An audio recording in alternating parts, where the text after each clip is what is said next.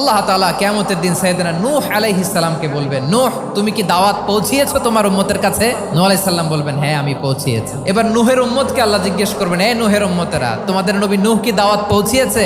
নূহের উম্মত বলবে, না আল্লাহ, কোনো দাওয়াতও আমরা পাই নাই, আপনারাও চিনি নাই, জান্নাতও চিনি নাই, জাহান্নামও চিনি নাই। নূহ আলাইহিস সালাম বিপদে পড়ে যাবেন। তখন আল্লাহ বলবেন, নূহ তোমার পক্ষে কোনো সাক্ষী আছে?